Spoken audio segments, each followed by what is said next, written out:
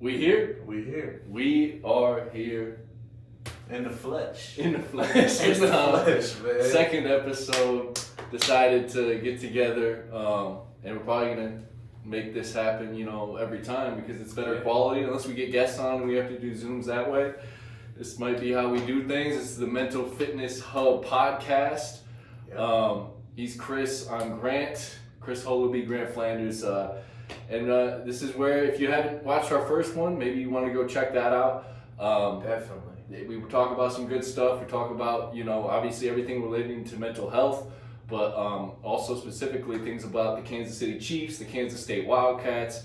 Mm-hmm. We talked about some J. Cole. Oh, yeah. Talked about some rap, pop culture, stuff like that.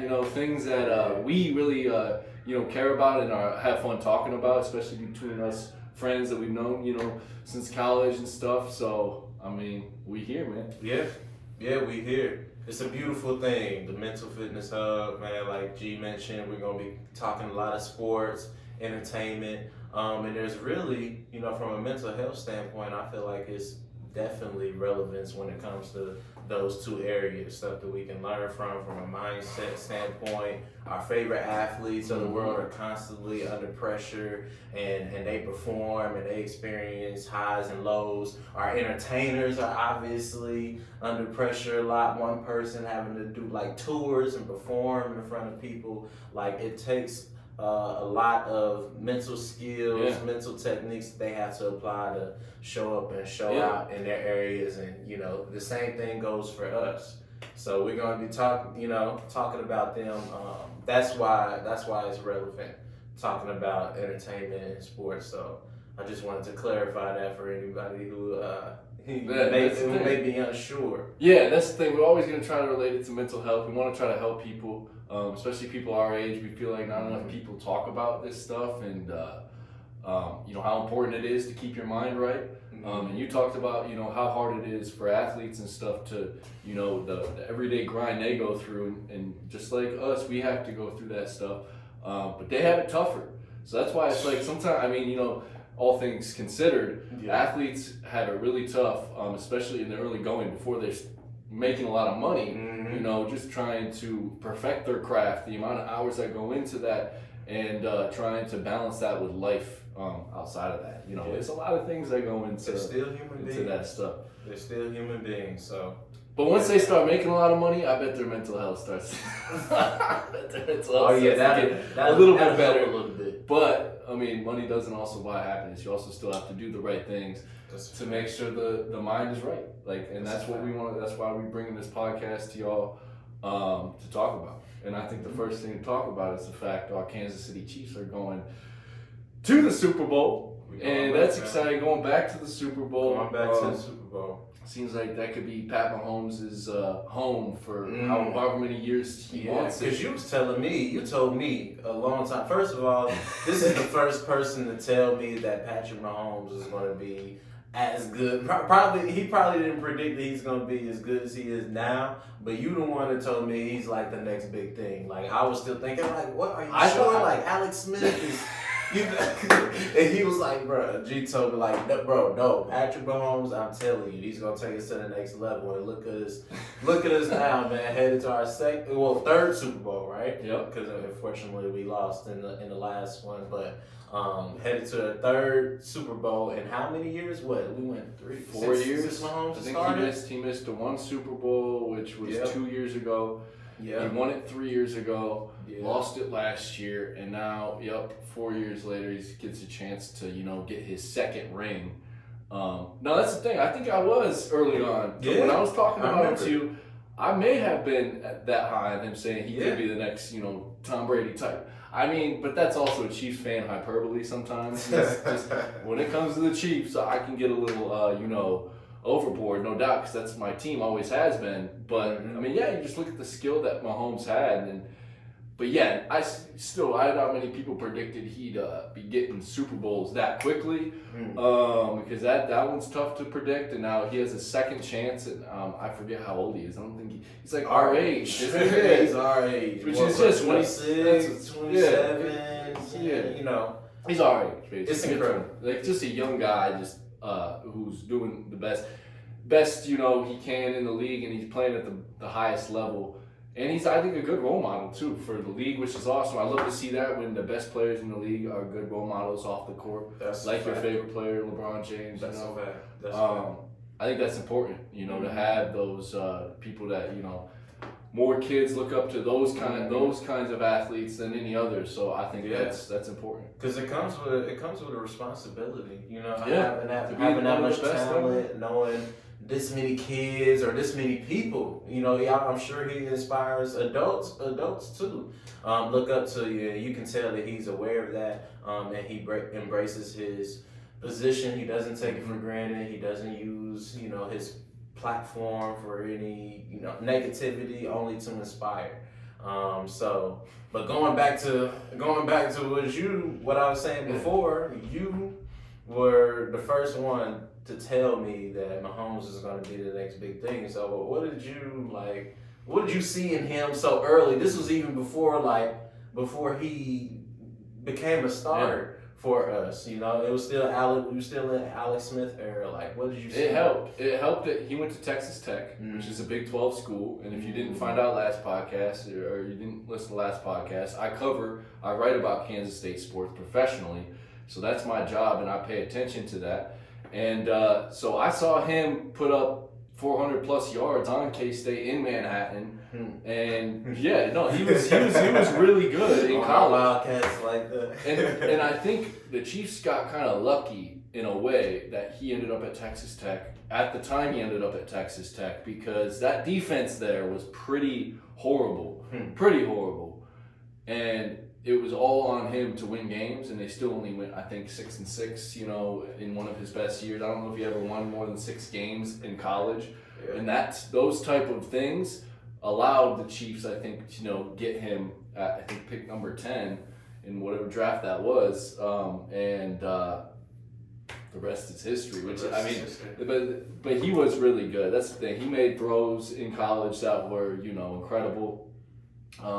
But yeah, he didn't get talked about a bunch leading up, so that's why, the hype was starting to build around him, and of course, he went, I think, higher than a lot of people thought he was going to go, pick-wise, and when in reality, he'd probably go, if you could take every player from any era of football and put them all in one draft class, I'm not a football historian, and I know there's tons of players, and this might cause some outrage for some people, especially non-Chiefs fans, but Mahomes would be a top 5 pick every time. He plays the most important position, and he's played it now at a level we've seen through 5 years he's been in the league or whatever, that he's got more talent than most quarterbacks we've ever seen. I don't think I've ever seen a quarterback with the ability he has. I think at this point nobody's gonna be outraged or mad at you for saying that, because you see the level on a I'm not gonna disrespect them and say bum ankle, but hey, on a bum ankle, still making huge plays, and for all of you all who watched the AFC Championship game, you'll see how he limped us to the Super Bowl. So yeah, let's get into that a little bit, man. Talk about he didn't play perfect. Yeah, he didn't play perfect against the Bengals. It wasn't pretty. But I don't think anyone expected him to with the ankle that he was dealing with. But he also made some solid throws. Yes. And ultimately made the plays at the very end. Sacrificed his body going out of bounds with a messed up sprained ankle. And got those yards to make sure they won the game. It was gutsy. It was really gutsy. We talked about it last podcast, how gutsy it was for him to come back into the game against the Jaguars and make sure that they got that win. This time around, it was just gutsy going into the game, and he played the whole game out. I give a majority of the credit for this win, I think, on the defense for how amazing they played against a really good Bengals team. They only held that team to 20 points. Really tough to do, especially for a defense that's been getting, I think, hate throughout the season. Sometimes they play good, sometimes they play bad. They've played their best football when it matters the most. But at the same time, Pat Mahomes on the other side still had to go get some yardages, some points to go win that game, and he did it on, like you said, a bum ankle. So I really like the whole team's play.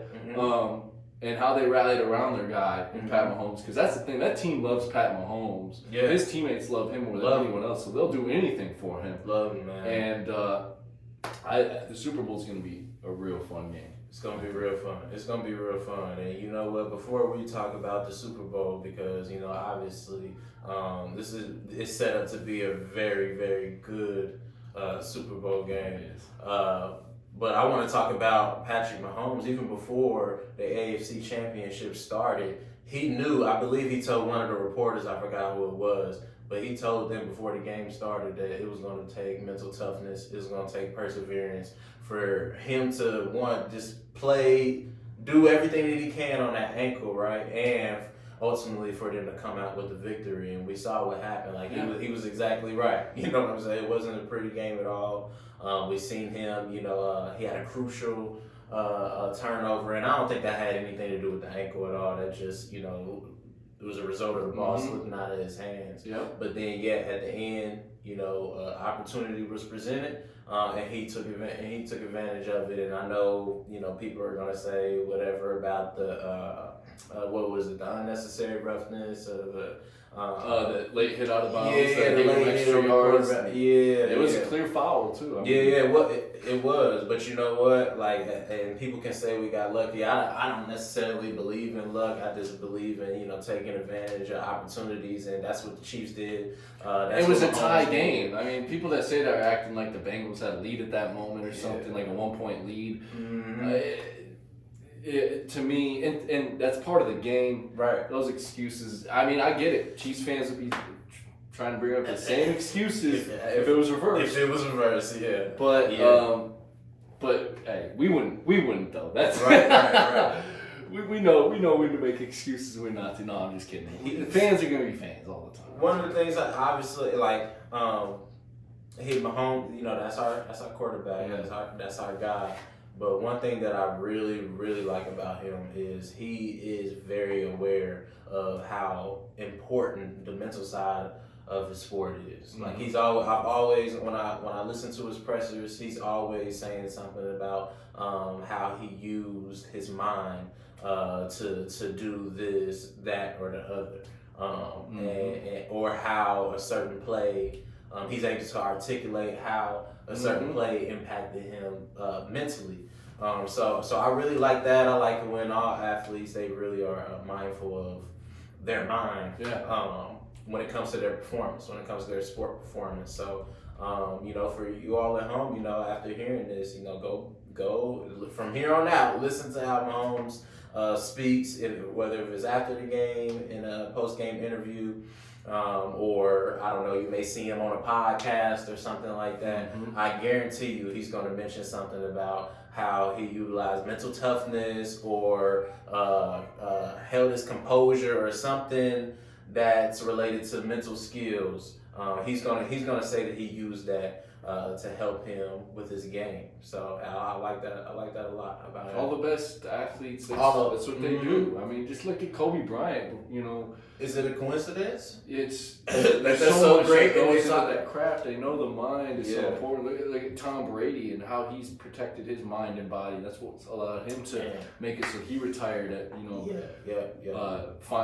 Yeah. We thought it was last year, huh? We thought he was gonna do it last season, but he was like, nope. I gotta do it again. That one's interesting. That fire. One's interesting. The fire that kept him playing for that long, and ended his long marriage. I'm just making bad jokes at this point. Hey man. But no, I respect the hell out of Tom Brady and the competitor he was, and that's the thing. The minds of Tom Brady, Kobe Bryant, LeBron James, Pat Mahomes. It's just another level to be considered one of the greatest. Michael Jordan, and you know, it's just have to respect it. Have to. If we want to stick with the Chiefs, I mean, we have a little more to talk about with the Chiefs. I mean, Harrison Butker again put his foot to the test, and he's been playing well lately. He sucked earlier in the season a few times. Well, there was one time I was like, well, it's time to get rid of him. That injury, man. But when he got hurt, it did. It was ugly when he first came back. He was missing a lot of what we believe to be easy field goals, right? But we talked about it last podcast. That's probably one of the most what'd you say, mentally challenging positions in football is being a field goal kicker, because it's going to be certain moments where your team just needs a field goal. Yeah.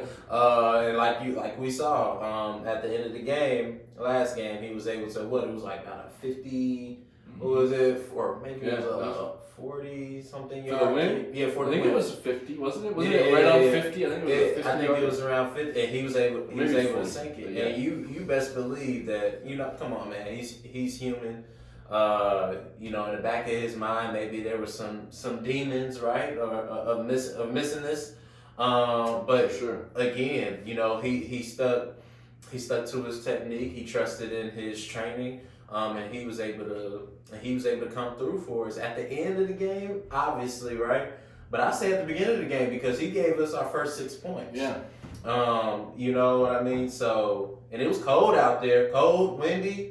It was. Yeah, in Kansas City. It was not easy. So I'm a big fan of Butker, man. He's also, like I said last podcast, he's somebody I feel like is really in tune up here. So I made a tweet after the game. I was like, I don't want to hear no more Butker slander, no more, because I know some of y'all Chiefs fans was ready to have him pack his bags and get him up out of here, but. Nah, man. I was one of them, and you know what? I'll admit. One of them. At first I was like, no, he's one of the best. Mm-hmm. I had some people come to me and say maybe we should get rid of him earlier on. Mm-hmm. A few misses and stuff. It's like, no, let him go. Let's see what happens. Let's not let him go yet. And then I do think it was Tommy Townsend, the holder and punter, that was a big problem. He's a great punter, but I think he had struggles holding the ball for Butker on some kicks during the regular season. I think he's cleaned it up, which is good, and helped Butker make some. I think Butker missed some because of the injury, but I also think Townsend added a few, which you have, just a one or two too many missed kicks. You have fans asking for you to leave, from the moment. By the way, if you hear any goo-goo gagas or anything, there's a baby. I don't know if it's catching on the mic or not. Yeah, man, we in my crib. I might have mentioned, maybe I didn't in the last podcast, but I'm a new homeowner. Me and my wife are. So yeah, we're shooting this. We're shooting this live from my crib, and that's my son C3 up there enjoying himself, having a good time. So yeah, if you hear him, he's just trying to add some ad libs to the podcast. Since we're bringing him up, yeah, what is he? How has he affected your mental health, and what have you had to do to make sure you keep your mind straight? Because I know there's countless nights of no sleep with the kid. Man. I know there's countless this, countless that. You have to worry about someone at all times. Like what's it like? You know what? He really had a positive impact on my mental health because when you have somebody who you're responsible for, somebody a little man that is going to be looking up to his father, it just helped me to really want to persevere through any challenges I got, because I know that when I do that, I'm going to be able to help him out with any challenges he faced, because he's going to ask me for advice. He's going to ask me, how did I get through this? How did I get through that? And I won't have anything, really effective to tell him if I don't rise to those challenges. So, and then like you said, waking up, and when he was really, he's about 1.5. He'll be 2 in April. But when he was younger, he was waking up at 3 a.m. 3 a.m. I have to go to work the next day. I'm a master's student. Yeah, it was very challenging, but I just kept thinking about, okay, he'll probably go through something similar one day. And like I mentioned in the first pod, outside of wanting to encourage him and help him through any challenges, I'm a mental performance coach. I have to practice what I preach. I have to view all of the challenges that I face as an opportunity to grow. So that also, I guess you could say I have a little bit of a external motivation when it comes to that. When it comes to being mindful that I'm a mental performance coach and I have to lead by example. But my son is by far my internal, motivation. I just want to, he just makes me want to do better and be a better man. That's awesome. Yeah. Because that's not how family. That's not how every person goes about having a child too. So you don't think so? No. Just look at all the broken families, the bad fathers, mothers out here that I mean, there's plenty of great, I think. Great stories out there like yours and like so many people's out there, but there's also a lot of horror stories and kids that don't get raised right because because the mindsets of the parents are on other things. Your mindset's I want to be better because I want to be better for my son. I want to help him be better. You're going into it about your son, right? That's the first, I think, most important step from someone who doesn't have any children. Thinking about like this is about our child, we gotta raise this and focus on this and you can't there's no days off when it comes to being a parent, mental health is tough to keep on your shoulders, but you've always kept a good mindset. And even I remember through the first year that you had him, you were tired. I'd get together with you and you looked tired, but you still kept a good positive mindset. The same Chris, that I know, I appreciate it. And now now I've noticed you got some more sleep, a little more sleep as he gets a little older. a little bit more sleep.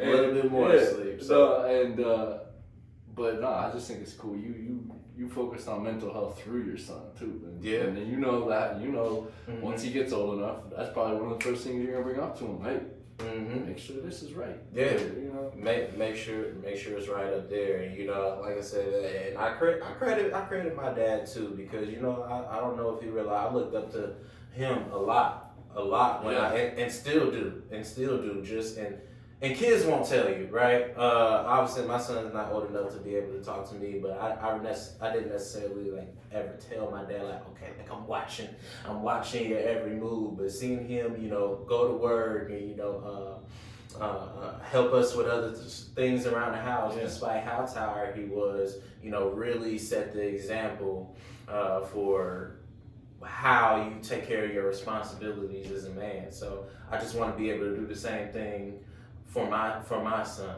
So I'm glad you asked that, bro. I don't think anybody has necessarily asked me that before. So I'm happy to be able to talk to you. Yeah, I think that's a cool thing, and that's something that we can talk to you about every episode, or every once a month. Hey, give us a update on your mental health and how it relates to having a fucking child. Because that's not some easy stuff to go through, and but you've handled it like a champ, for real.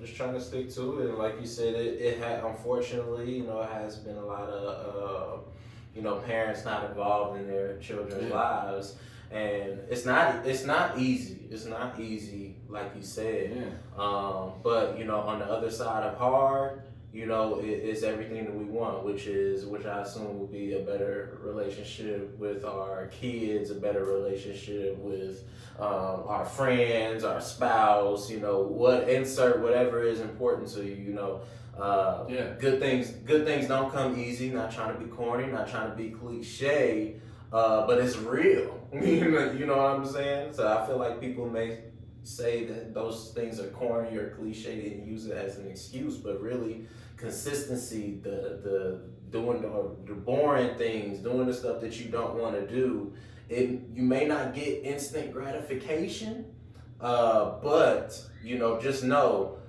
results are coming. Results are coming down the line. You just gotta have faith in that. So I parenthood has really, really helped me develop that type of mindset to view things that way. It helps shift the perspective. You know, you've always been a role model to me in that aspect of life. You know, mindsets and stuff. Everything. So now, don't make me drop no tears on. And so now I'm gonna, you know, continue that trend for whenever if I ever start a family. Yeah. To think, you know, Chris had a good mindset. Let's go with that mindset. Iron sharpens iron. But yeah, for you. And just know, the things that you do are involved with, and the way you've always been with me has also been encouraging and inspiring. So it makes great friends. It makes great friends. Build each other up. Yes. And that's what we combined to make this podcast, and we're trying to build y'all up right now. Yeah. So if this would, I'm telling you that's on.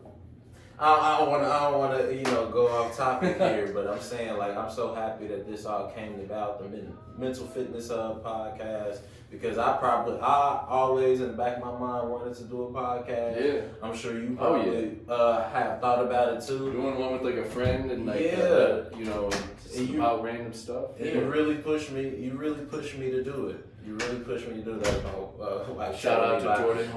Yeah. My wife telling me by her and she was about to go somewhere, but I probably would have put it off, and then eventually would have been like, you know what, I'm not gonna do it. But you just you when it comes to you just like, all right, let's get after it. Like, what are we waiting for? Let's just go ahead and do it. And that's something that I always admired about you. I appreciate that. Sometimes you get your hands dirty. You're willing to get right to it, and whatever happens, and that right there is admirable, bro. I think it's something I learned recently too. Is once because I feel like the last few years I've gotten more responsible as just an adult, being an adult, you know. Mm-hmm. And with that, as you know, it's come, you know, me learning to, if you want to get something done, just go get it done. The quicker you get it done, the quicker you're going to feel better about it, especially something like this that we want to build and grow. There's no time to waste, because you can think about, and this is something that relates to mental health, don't stress and worry about it so much. Just go do it. Don't worry about what it's going to look like. We didn't worry about what it's going to look like. That's why our first episode does look like shit, you know, from a Zoom camera, but the content we wanted just to get out there, just start helping people talk about mental health more. So yeah, and you know, even this one's not going to be our best podcast if we're still looking exactly like this, not just our faces and everything else, but just like our camera and everything else, still looking exactly like this for a year from now, and we're not improving the way we want to. But I want to touch on. I mean, I do think we should get back to a little bit about the NFL and Damar Hamlin and stuff like that. But, yeah. I want to. No, let's talk about that. Let's talk about Damar Hamlin and his thank you message. This man is standing. Damar Hamlin is. People thought he wasn't alive because they saw someone at the Bengals game waving in the background and that really show his face. Yeah, no, that was too bad to see. But I was skeptical too. I wasn't out there tweeting and saying, but I was somewhat skeptical too, because I was like, man, people that have these accidents, if they survive, a lot of the time they still end up paralyzed in some form or fashion. And he doesn't look, you know, he looks completely healthy at face value, talks normally, doesn't have any speech impediments from his accident. The reason this happens is because usually when stuff like that happens, it cuts circulation to the brain. When you die, when your heart stops, cuts circulation to the brain, and it can kill things in the brain, even if you get your heart started back up. So that's why people come out of it messed up usually. I mean, thank God for the trainer, you know, that was there right when it happened, because I think that is what saved him from having a normal life afterwards, and maybe he can play football again, who knows. I don't know if they've talked about that or not, because I haven't followed it closely enough, but just the fact he's walking around talking and everything like that's a miracle. And he put out a thank you message, and the Bills put it on their YouTube. It's pretty cool of him talking, giving out thanks to everyone, which is, I think, you know, it's pretty cool. It's sad that something like this happened to someone like this because he's a really cool guy. It seems like a real stand-up individual. Yeah. But now he's turned it, in his video, he explains how he's turning it into, this is my opportunity to give love back, which is just incredible. How you go through this, your heart stops, and now all you want to do is give people your heart. Pretty incredible stuff. And he just seems like a super cool dude. I can't lie, I didn't know DeMar Hamlin, before this incident happened.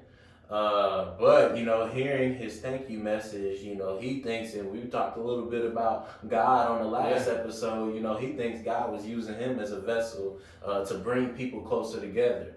And we talked about it a little bit on the last episode as well, just how everybody, no matter what their background was, no matter what their religion was, they came together in prayer. And he believes maybe that was supposed to happen to make people, one, just have more empathy for players and realize that they're risking their lives, on the field. Not just football players, but any athlete, any professional athlete or athletes in general. Every time they're going out and performing, it goes beyond entertainment because anything can happen, right? So he believes maybe, what happened to him, was supposed to happen to help us learn that lesson and just to have more, come together, one, and then have more empathy for the players.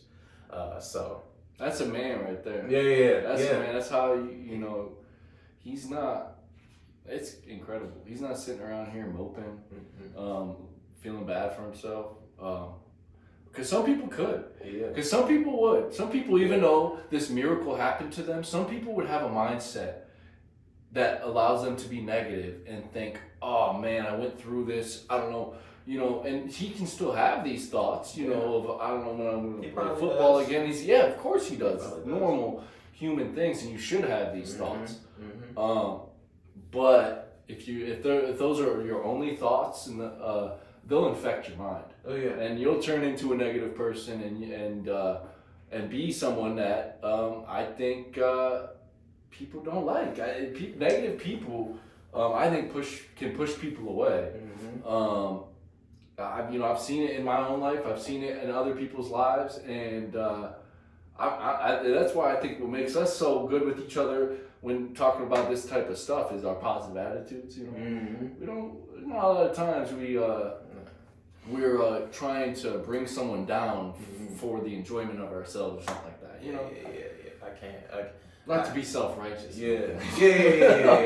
Because we're not perfect. No, we're not perfect at all. I got plenty of flaws. That's a good point though, because let me ask you: would it be easier to be negative on a situation like that, or is it easier to be positive? Well, it's not to get scientific, but I heard from Andrew Huberman. I learned from Andrew Huberman, someone we'll talk about a lot on this podcast. Ask your question again, and it'll pop back in my mind. Would it be like a situation like DeMar Hamlin or whatever? Let's just say something bad happens to you. Would it be easier to be negative or easier to be positive? Yeah. I think it's easier to be negative for people, and that's why they go that route. Back to what I was saying about Andrew Huberman, he mentioned that there's an area of the brain, and I'm going to butcher a lot of what he talks about because I'm not smart like he is, but there's an area of the brain that prefers, he said it like this, it prefers to the feeling of being frustrated than being happy. So there's something in the brain that they've done studies where, here's an opportunity for you to be happy. Here's an opportunity for you to be frustrated, and they gave these people, a choice, and I guess majority of people went with the frustrating. Like they liked or they felt something feeling inside of them that they liked more from the frustrating feeling than the happy feeling, which is pretty messed up, pretty sad to see that is like kind of naturally in us, but that does not mean. It does explain a lot, I think, about society and why there's so many people like that. They are so many negative people out there, but it doesn't mean it's better. Happiness is still always just a better option. It's always a better option, and I'll stick to that. I mean, yes, there's times to be frustrated, sad, and whatever else, and go through grieving processes and whatnot. But if you're like that all the time, it's depression at that point, and it's time to get out of that. Yeah, it's time to figure that out. You gotta fight back. And from a mental performance coach's perspective, I think that is related to the whole, getting out of your comfort zone. Yeah. Really pushing yourself, because you can be comfortable, just being negative, or not doing that tough workout because it's going to be painful, or it's going to suck, or quitting your job because you just have too many tasks to do, not because you don't enjoy it, but maybe you just don't feel competent enough, or whatever the case may be. It can be easier just to fall victim to those thoughts. Yeah. But getting comfortable with being uncomfortable, another cliche saying right there, is that right there is so helpful though. It's so helpful because it doesn't come as naturally as this falling victim to the negative thoughts that you may be having. But if you fight back on those, and you push through, your life is gonna be better. It's not gonna come instant. It's not gonna be instant gratification, like I said earlier, but it will pay off in the end. You'll be in better health. You'll be in better spirits if you just do the necessary work you need to do on yourself, on your craft, whatever the case may be. You're gonna come out a better overall person. Shout out to Damar Hamlin and what he's been able to do to overcome his setback. It's funny. It's funny because I thought this thing was gonna be a setback that set him back years. It seems like he's already back on his feet, literally, not even figuratively, and it's just pretty incredible. What did you think of his thank you message, though? Did you think that was something that needed to be seen from the public? Yes. Because I'm saying I was not liking, before he came out with the message, the only time I saw him was at the game, and he was fogged out in the window, waving at fans, but you couldn't see his face, and people on Twitter were saying, "Oh, it's a clone. It's this, that, and the other." It's just you know what I'm saying? Exactly. Speaking of negativity, right? Twitter's a whole bunch of negativity there. When just a few weeks ago, we were just praying for him and doing this, that, and the other, only for you to come back and bash him. People just can't. I guess they just can't believe, in good things happening to a person. Yeah. Obviously, he's probably, still going through some things health wise. But it was just good. I love, what he was saying, and just about, really a nice redemption story that I'm hearing coming from him. And it moved me. It encouraged me. I learned about his foundation or a program that he started for kids in his community, which is getting bigger and bigger. I believe that's what people made the GoFundMe for, which raised millions of dollars. But it's called Chasing M's, and he helps young kids from his community really invest into whatever it is that they want to do to be able to be put in a position for success. So I was moved by it, man. I watched all 5 minutes of it.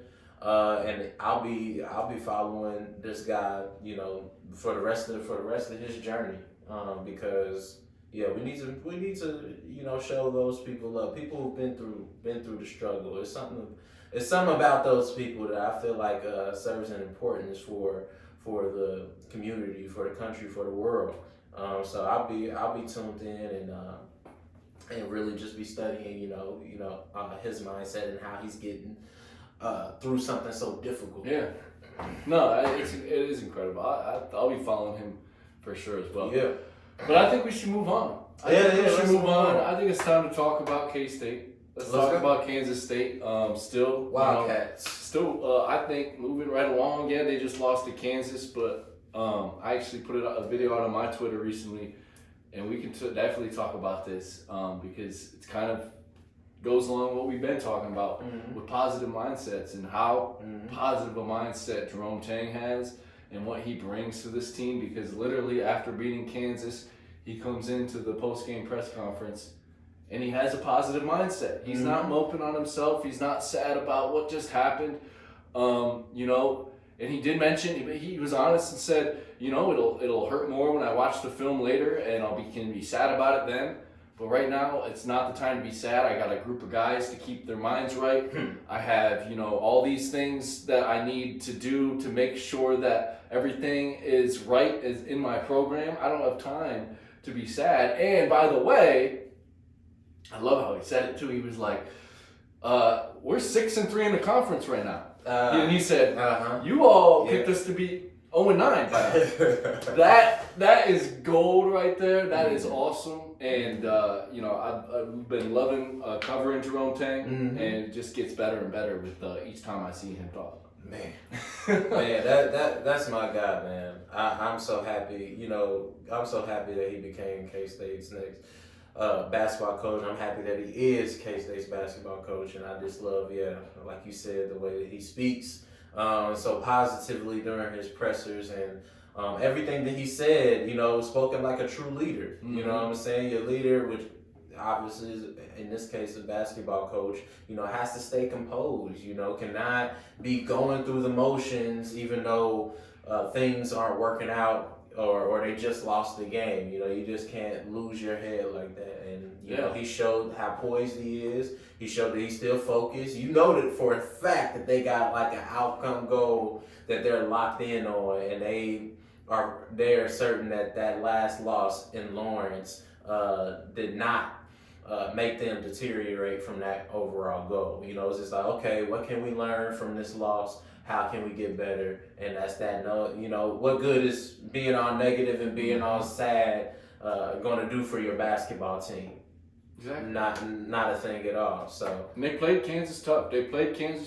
I mean, a lot of missed shots from K-State. Had they made some more shots, K-State probably wins the game. I mean, I guess you could say that about a lot of basketball games, but it was it was just cool to see. I mean, Kansas played lights out. Kansas was really good on both ends. They also, that game, I'm glad we ended up doing, because we were going to try to do this podcast before that game happened. But I'm kind of glad we waited on this, because guess who showed up? Guess who showed up to the Kansas K-State game? Travis Kelce. Travis motherfucking Kelce. I love you, Travis Kelce, and I love what you do for our Chiefs. But man, you're in the locker room with the Kansas Jayhawks. Good for them. But I see you've picked your team. I see you picked your side there, Travis. I was talking to some guys at the gym about this the other day, and they said, he might have just been there, for the environment. The Chiefs just went to the Super Bowl, so or they're going to the Super Bowl, but that's not until next couple week? Weeks. A couple weeks. So he has some time.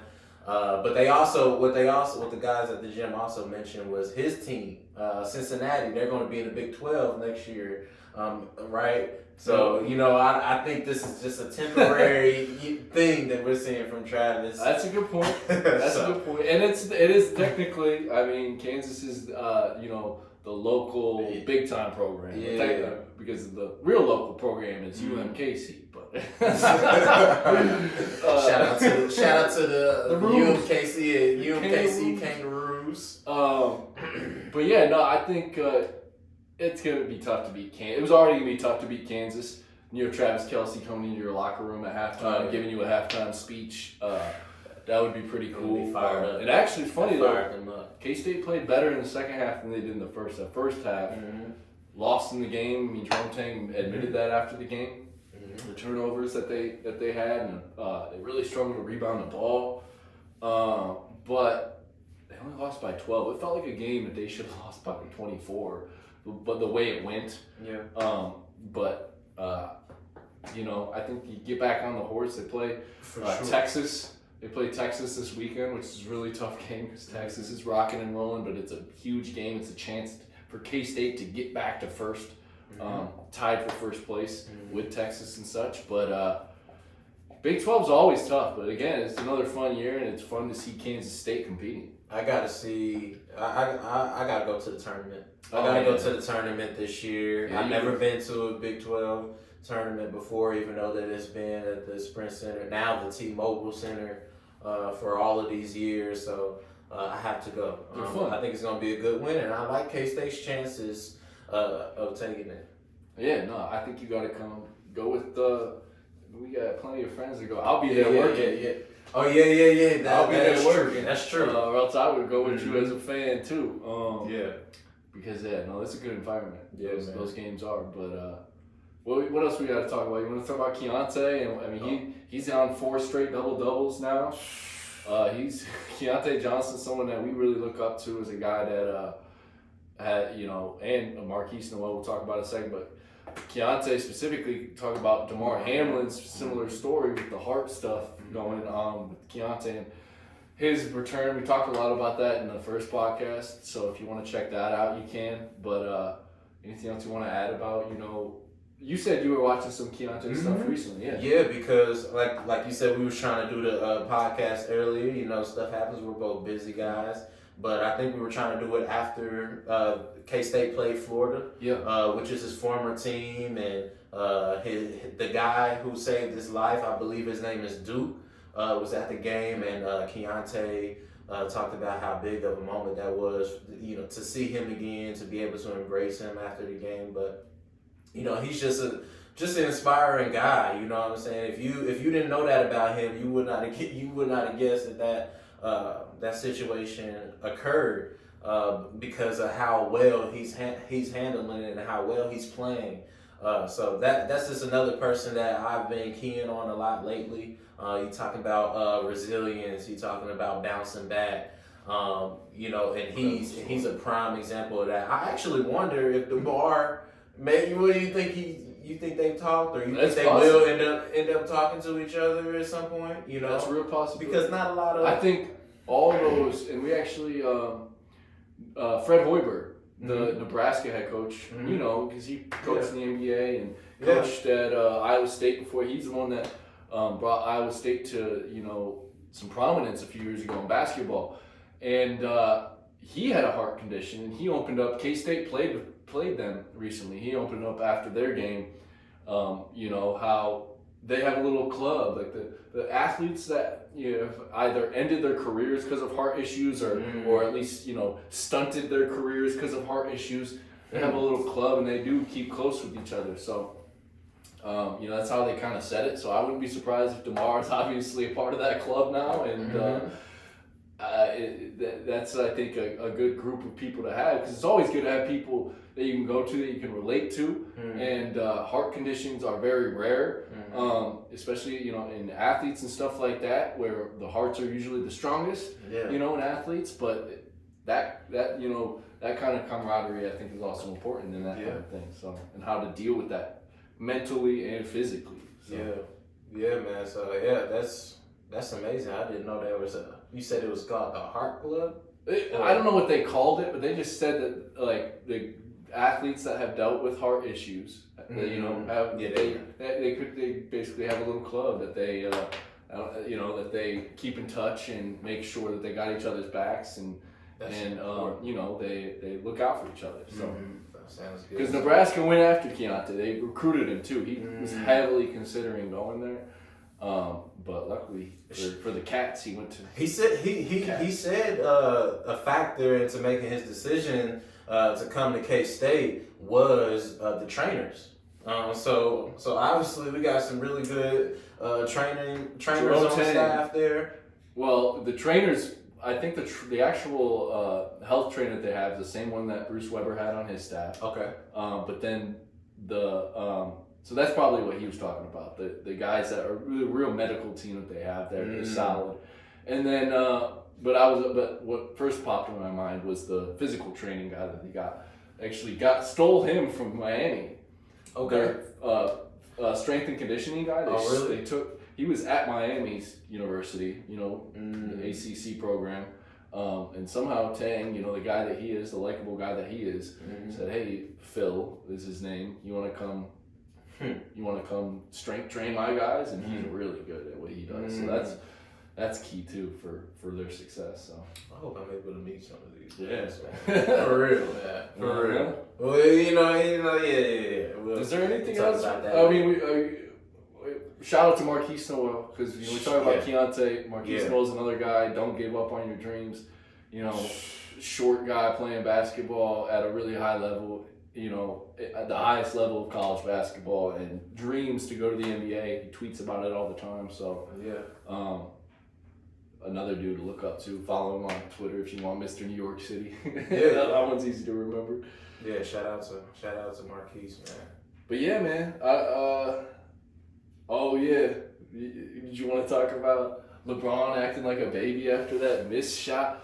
He even had Chandler Parsons came out and said. I mean, we should probably explain it, but what game was that? Explain the end of that game. Yeah. I think we were actually watching that game together. Was it the Knicks? We were. No, they were playing Boston. Yeah. So it was Lakers versus Boston.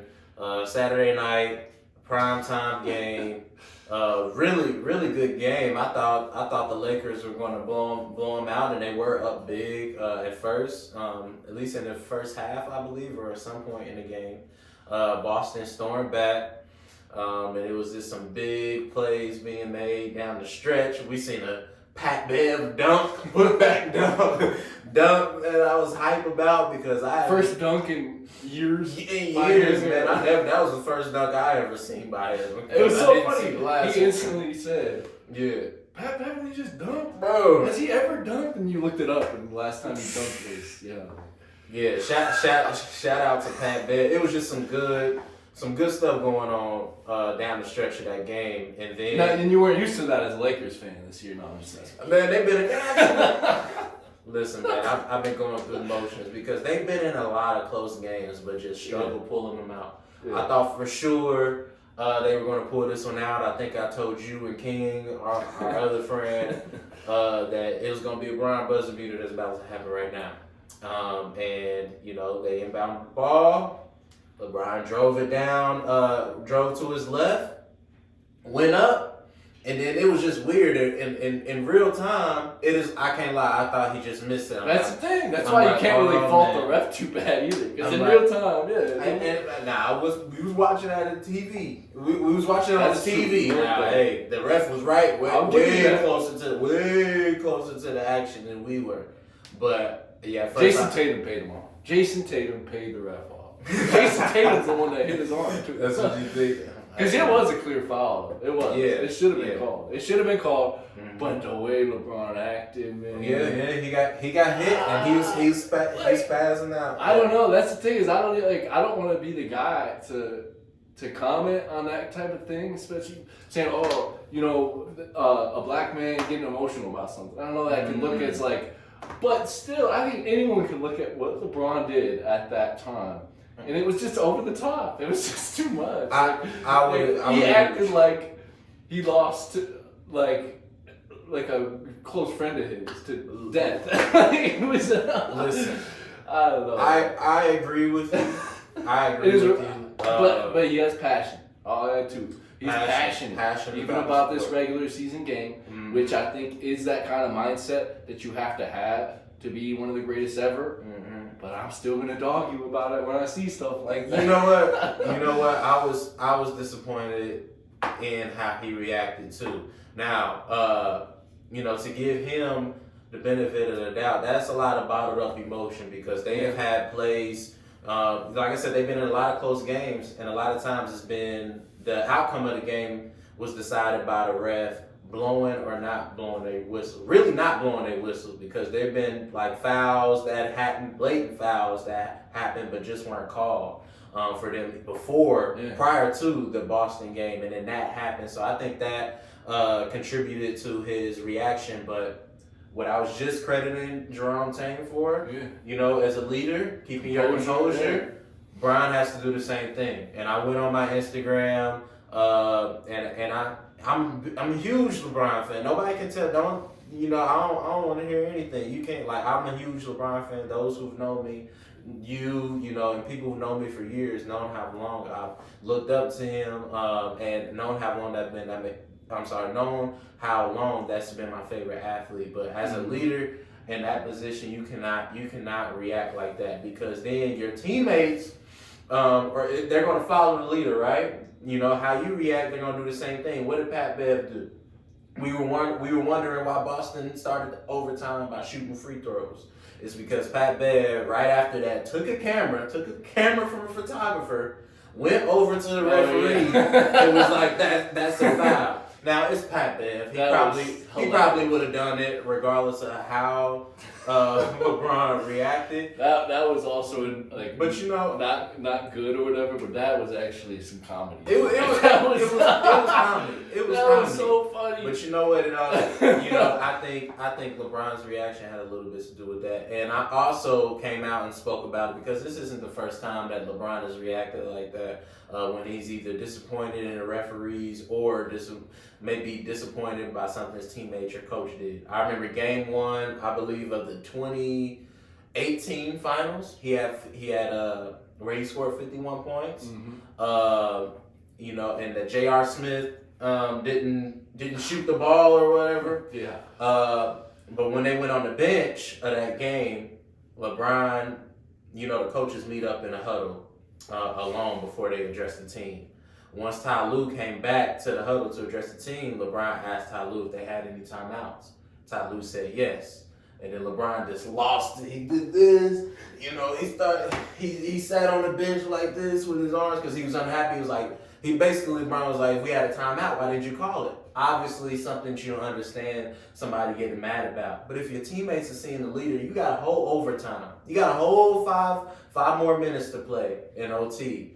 And exactly. Your teammates are saying, that's not going to have it's just not good leadership. Now, I think LeBron is a really good leader. He is, but he's not perfect. Of the time, He's not perfect. Nobody is perfect. And I think he has to. True. I think I would like him to realize how much of an impact that has on the team. Because had he been like, okay, maybe you said something about it and be like, all right, it is what it is. Let's lock into OT, which is, I get it, easier said than done, right? Everything. That's the thing. These things aren't easy. What they go through is not easy, and they're all under microscopes, especially LeBron James. So everything he does, human being, always gonna be. Every mistake he makes is always going to be under a microscope. Always going to be. Always.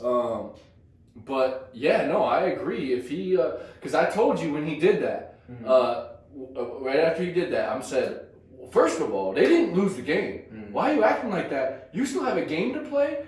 And I told you, they're going to lose this overtime because he just used all the energy that he could have used in that overtime. You said that. Crying about a missed call that didn't lose them the game. That didn't lose you the game. That missed call sent you to overtime. The reaction, technically, I think, lost them the game because that took the energy out of the best player, the guy that needs to be great, and he was good early on in that overtime. But they didn't win it probably because at the end of the overtime, he's probably spent. He's used all of his energy. And like you said, I think it did contribute to the loss because, like I said, his leadership and then Pat Bev seeing his leader react like that, then you were like, you know what? Brown's pissed. That's our guy. He's the best player in the world. Let me take this camera. Let me show up you in front of all these people on national TV. And Boston was able to get 2 free points from that. So, or at least I don't know if they shot 1 or 2 technical free throws. Whatever, they ended up benefiting from those antics. So yeah, man. Easier said than done, man. Brian, that's in my opinion, the greatest athlete of all time, greatest basketball player of all time. I understand that he still has to, for many people to feel the same way I do.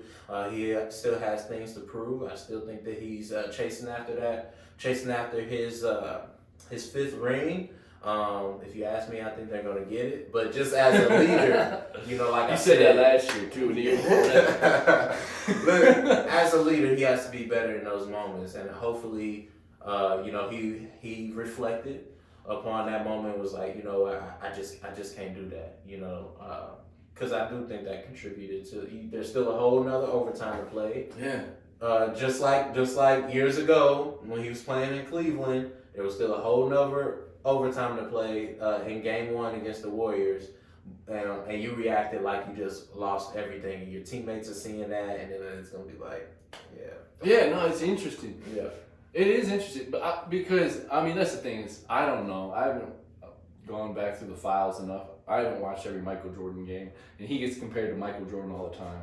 But I do, I question. I wonder, did Michael, react like that to missed calls and stuff? He probably did. The thing is, there's not cameras on you all the time like there are now. There's not social media. They can tweet it out. Here's this picture. Here's that. That's the thing. Is LeBron is human, and he probably he's smart enough. He's a smart guy. He knows that that's probably a flaw of his. Like, sometimes I allow my emotions to get the best of me. And he said I can use more patience. He said I gotta work on my patience. And that's the thing. I think there's one thing about people.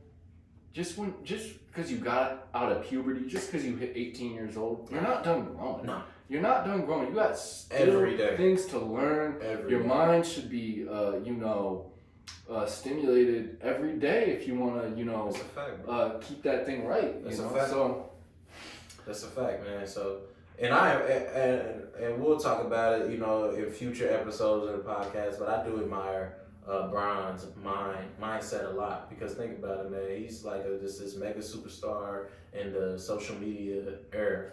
Always under a microscope. Everything that he does gets talked about. He's the dude's Kim Kardashian. I'm just kidding. That's insulting to LeBron James. Now it's sinking in a little bit.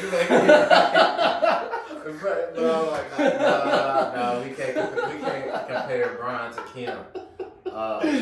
But he has to overcome all of that a lot, and we'll talk about that in the future. But I wish he would have done a better job at holding his composure. But I understand, easier said than done. And hey, the refs did come out later. Maybe the reaction made the refs come out and be like, okay, we missed that one. And they missed it. It was a clear miss. And at the same time, too, we're talking about this.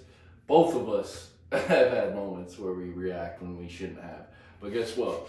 We don't have microphones, cameras, and the whole world looking at us. But I respect LeBron. We'll see, and I'll give him his kudos as the greatest ever once he retires. I know I keep saying that to you, but 63 points away he's from breaking Kareem's all-time scoring record. I'm happy about it. We'll in the next episode we'll probably cover. We'll see. Maybe we can get the next episode before the Super Bowl happens. Maybe not. I know this guy's got a busy week up. We're gonna have some fun at a wedding, so that'll be good for him. Got a wedding overseas, Costa Rica. Woo. So I'm gonna watch Bron break the scoring record over there. You have to come tell us when you get back how that trip may help your mental health, and what. Because I do think that trips and taking breaks from life are super important for mental health. I agree. I think you're gonna have a much needed little break from life and be able to relax with your woman and see love happen with the marriage. You gotta love marriages when you're not the one getting it. All right, hey, we're about to sign off. We appreciate you listening to the Mental Fitness Hub podcast. Mental Fitness Hub. You're here. We here. Appreciate you. Talk to you later. Peace.